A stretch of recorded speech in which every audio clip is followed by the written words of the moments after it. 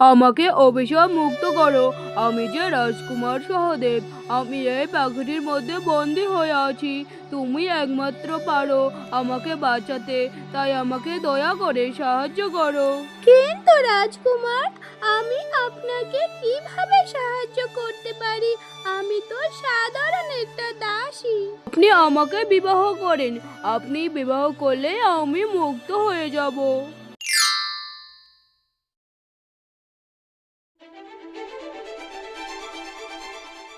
ইনি হলেন সীতারামপুরের রাজা ঔরঙ্গজেব। আহা, কি দারুণ গন্ধ! পুরো রাজমহল মোমো করছে। সেনাপতি, চলো ভোজন করে আসি। আমার যে আর তর সইছে না। হ্যাঁ মহারাজ, আপনি বলছেন, তাহলে চলুন আগে ভোজনটাই সেরে আসি।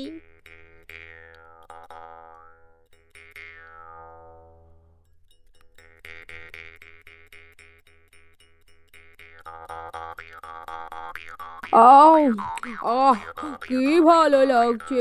দাসী, আমাকে আর দুটো রসগোল্লা দাও। মহারাজ, আপনার বয়স অনেক বেড়ে গেছে। আপনাকে এখন মিষ্টি জাতীয় খাওয়া একদমই উচিত না। কিন্তু আপনি তো আমার কোনো কথাই শোনেন না।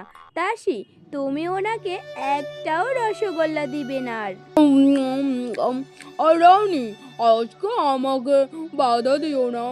আজকে অন্তত আমাকে খেতে দাও।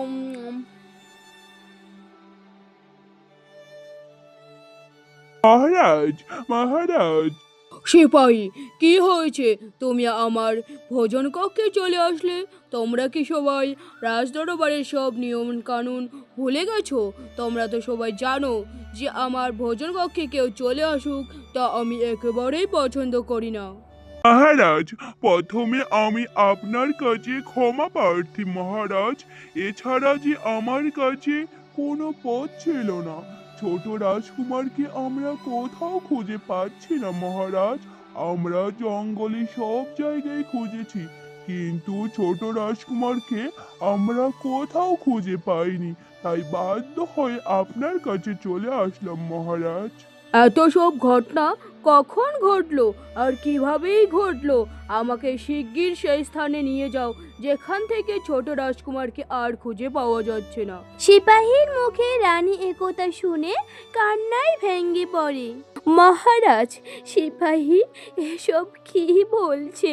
আমার ছোট পুত্রকে খুঁজে পাওয়া যাচ্ছে না। কি বলছে ওরা? মহারাজ, কোথায় গেল আমার পুত্র?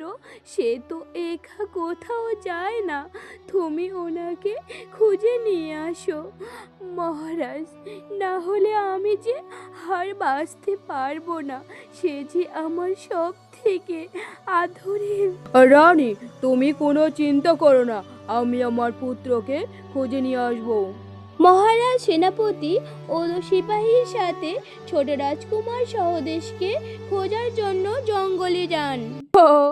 জানিস, ভ্রাতা সহদেশ প্রীতা সব জায়গায় তোকে খুঁজে বেড়াচ্ছে, কিন্তু তুই তো এই রাজমহলেই আছিস। কিন্তু কেউ সেটা জানতেই পারবে না, আর তুই সারা জীবন এই পাখিটির শৈলে বন্দি হয়ে থাকবি। যদি কেউ তোকে মেরে ফেলে তাহলে তোর জীবন শেষ। আমাকে সব সময় পিতা গণ্ডমূর্খ বলে। আজকে মূর্খ কাকে বলে বুঝিয়ে দিয়েছি। সব সময় ছোট রাজকুমার এই করলো সেই করলো, আমার জীবন নরক বানিয়ে দিয়েছে। আমি আর সহ্য করতে পারছি না। এখন এই রাজ্যের পরবর্তী রাজা হব শুধু আমি, রাজকুমার গৌরব। ইনি হলো বড় রাজকুমার গৌরব। মহারাজা রানী অনেক গর্ব করে তার নাম রেখেছিল গৌরব। তার জন্মের পর তারা ভেবেছে রাজকুমার গৌরব অনেক বড় রাজা হবে। কিন্তু তার বড় হওয়ার সাথে সাথে তাদের এই ভুল ভেঙে যায়, কারণ রাজকুমার গৌরব ছিল অনেক অলস, আর সে সবসময়ই বোকার মতো কাজকর্ম করত। মাথা রানী, আমার পুত্রকে ফিরিয়ে দাও।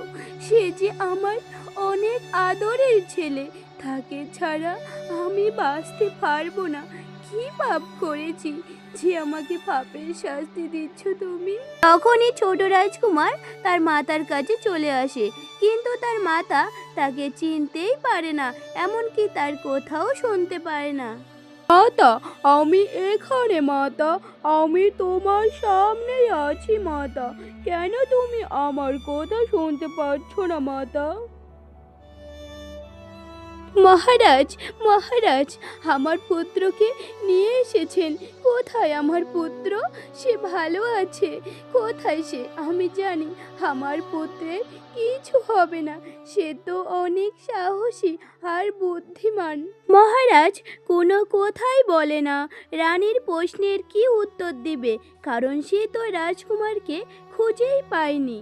মহারাজ, আপনি কেন চুপ করে আছেন? কিছু বলুন। ও, আপনি কিছু বলবেন না? ঠিক আছে সেনাপতি, আপনি বলুন, কোথায় আমার পুত্র? তাকে কি আপনারা খুঁজে পাননি? রানী, আমরা জঙ্গলে সব জায়গায় তন্ন তন্ন করে খুঁজেছি, আমরা কোথাও খুঁজে পাইনি। কিন্তু তুমি কোনো চিন্তা করো না রানী, আমি আমার পুত্রকে ঠিক খুঁজে বের করব। সেনাপতি, চারদিকে ঘোষণা করে দাও, ছোট রাজকুমারকে যে খুঁজে পাবে তাকে আমি পুরস্কৃত করব। মহারাজ, এখনো আমার পুত্রকে খুঁজে পাওনি তোমরা? আমার পুত্র কোথায় চলে গেল? আমি আর বাঁচতে পারবো না মহারাজ, আমার পুত্রকে ছাড়া। পেছন থেকে বড় রাজকুমার গৌরব মুচকি হাসে। তোমরা আর কখনোই ছোট রাজকুমারকে খুঁজে পাবে না পিতা। এত সব চেষ্টা তোমাদের বিফলে যাবে। এই রাজ্যের পরবর্তী রাজা তো শুধু আমি হব, রাজকুমার গৌরব। রানী, তুমি কোনো চিন্তা করো না, তুমি নিজেকে সামলাও রানী। আমার পুত্রের কিছু হবে না। আমার পুত্র অনেক সাহসী ও জ্ঞানী, তার মতো বীরত্ব রাজকুমারের কখনো কিছু হতে পারে না রানী।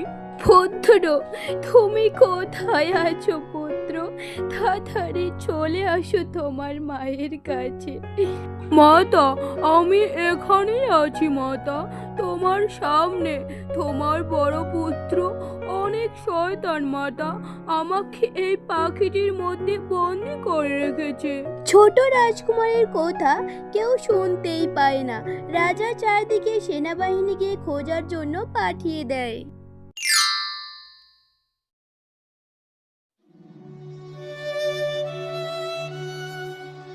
পুত্র সহদেশ, পুত্র সহদেশ, কোথায় পুত্র তুমি? তুমি কি তোমার মাতাকে একটুকু ভালোবাসো না পুত্র? রানীমা, আপনি কোনো চিন্তা করবেন না। মহারাজ চারদিকে ঘোষণা করে দিয়েছে যে আমাদের ছোট রাজকুমারকে খুঁজে দেবে, তাকে মহারাজ পুরস্কৃত করবে। আর আমার দৃঢ় বিশ্বাস আমাদের ছোট রাজকুমারের কিচ্ছু হবে না। সে তো অনেক সাহসী আর বুদ্ধিমান। তার মতো রাজকুমার আমাদের এই রাজমহলে আর একটাও নেই। তাই আপনি কোনো চিন্তা করবেন না। আপনার শরীর ঠিক রাখুন রানীমা। আজ 10 দিন হয়ে যায়, ছোট রাজকুমারের কোনো খোঁজেই মহারাজ পাননি। এদিকে পুত্রের শোকে রানী শরীর ধীরে ধীরে অসুস্থ হয়ে পড়ে। কেউ কি নেই আমার পুত্রকে উপহার হিসেবে আমাকে ফিরিয়ে দিবে? তোমাদের কাছে মহারাজ ভিক্ষা প্রার্থী, তোমরা চুপ করে থেকো না, আমার পুত্রকে খুঁজে দাও, ফিরিয়ে এনে দাও। মহারাজ, মহারাজ, আমরা এক গুরুত্বপূর্ণ খবর পেয়েছি। পাশের জঙ্গলে জনগণ আমাদের ছোট রাজকুমারকে দেখতে পেয়েছে, কিন্তু ওই জঙ্গলে কোনো মানুষ একবার গেলে আর বেঁচে ফেরে না মহারাজ। পিতা, পিতা, আপনি নিজেকে সামলান পিতা, আপনি এই রাজ্যের মহারাজ। আপনি যদি এভাবে ভেঙে পড়েন তাহলে মাতা, এমনকি এই রাজ্যের রাজ্যবাসী কি হবে একবার ভেবে দেখুন পিতা। পুত্র, এখন আমি তোমার মাথাকে কি জবাব দেব যে আমি আমার পুত্রকে খুঁজে পাইনি, সে মরে গেছে? এটা আমি কিভাবে তোমার মাতাকে বলবো? কিন্তু পিতা, আপনাকে তো নিজেকে সামলাতে হবে। না, এ হতে পারে না। আমার পুত্র মরে যেতে পারে না। না, এ হতে পারে না। আমি ভেবেছি আছি মাতা, আমি এখানেই আছি, আমি মরে যাইনি। তুমি কেন বুঝতে পারছো না মাতা? এক নিমেষেই সীতারামপুরে শোকের ছায়া নেমে যায়। রানী অসুস্থ হয়ে যায় আর মহারাজ ভেঙে পড়ে। রাজমহলের এই করুণ দুর্দশায় আমাদের পাশে থাকতে হবে, কারণ রানীমা ও মহারাজ হলেন ভগবানের মতো মানুষ। ইনি হলো আমাদের গল্পের নায়িকা মালিনী। এই পাখি, যাও এখান থেকে। এই পাখিটি দেখছি আমার কথা কিছুতেই বুঝতে পারছে না। তুই কি আমার কথা শুনতে পাচ্ছিস? রানীমা ও মহারাজের অবস্থা অনেক খারাপ। আমাদের এখন ওনাদের পাশে থাকতে হবে। আমি সবে জানি, কিন্তু আমি কিভাবে সাহায্য করব? ও মা, এই পাখিটি আবার কোথাও বলতে পারে? তুমি কি আমার সব কথা শুনতে পাচ্ছ? হ্যাঁ, আমি তোমার সব কথা শুনতে পাচ্ছি। কে তুমি? আমাকে সাহায্য করো। আমি রাজকুমার সহদেশ। আমি মারা যাইনি। আমাকে এই পাখিতে বন্দি করে রেখেছে আমার ভ্রাতা গৌরব। এসব আপনি কি বলছেন ছোট রাজকুমার? কিন্তু আমি আপনাকে কিভাবে সাহায্য করতে পারি বলুন? আমার কথা যে শুনতে পাবে তাকে আমাকে বিবাহ করতে হবে, তাহলে আমি আবার মানুষ রূপে ফিরে আসব। তুমি কি আমাকে বিবাহ করবে? কিন্তু আপনি তো রাজকুমার এই রাজ্যের, আমি তো সামান্য একজন দাসী। আমি কি করে আপনাকে বিবাহ করব? এখন এসব ভাবার বিষয় না। দেরি হলে যে আমার সৎকর্ম করে ফেলবে ওরা। তুমি আমাকে বিবাহ করে নাও। দাসী মালিনী আর কিছু ভাবতে না পেরে রাজকুমারকে বিবাহ করে নেয়। দাঁড়াও তোমরা, তোমরা কার সৎকর্ম করছো? আমি তো এখনো বেঁচে আছি। ছোট রাজকুমারকে এভাবে দেখে সেখানে থাকা সবাই অবাক হয়ে যায়, আর বড় রাজকুমার গৌরব তো অনেক ভয় পেয়ে যায়। হ্যাঁ, এটা কি করে সম্ভব? তুমি এখনো বেঁচে আছো, কিন্তু কিভাবে? মানে ওই জঙ্গলে কেউ গেলে তো নাকি আর বেঁচে ফিরে না। তাহলে তোমার কেন কিছু হয়নি? পুত্র, তুমি বেঁচে আছো পুত্র, আমার কাছে আসো পুত্র। কেন ভ্রাতা, তুমি কি ভাবছিলে আমি মরে গেছিলাম, তাই না? তুমি কি খুশি নাও আমাকে দেখে? আমি যে বেঁচে আছি। আমি কি মরে গেলে তুমি বেশি খুশি হবে? তখন রাজকুমার সহদেশ বড় রাজকুমার গৌরবের সমস্ত কথা বলে দেয় মহারাজকে, কিভাবে চক্রান্ত করে তার ভ্রাতা তাকে একজন পাখিতে পরিণত করেছে। বড় রাজকুমার, তোমার লজ্জা থাকা দরকার যে এত বড় ষড়যন্ত্র করেছো নিজের ভ্রাতার বিরুদ্ধে। তোমার শাস্তি তো অবশ্যই হবে। আমি তোমাকে আমার এই রাজ্য থেকে বহিষ্কার করলাম।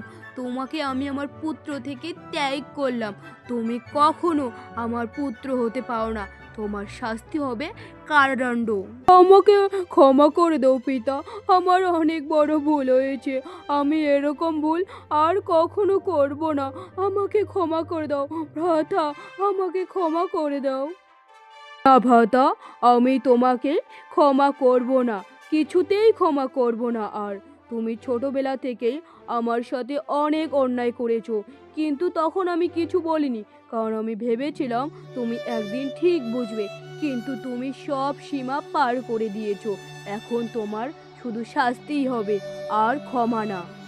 সেনাপতি, এখন এনাকে নিয়ে যাও, এই শয়তানটাকে।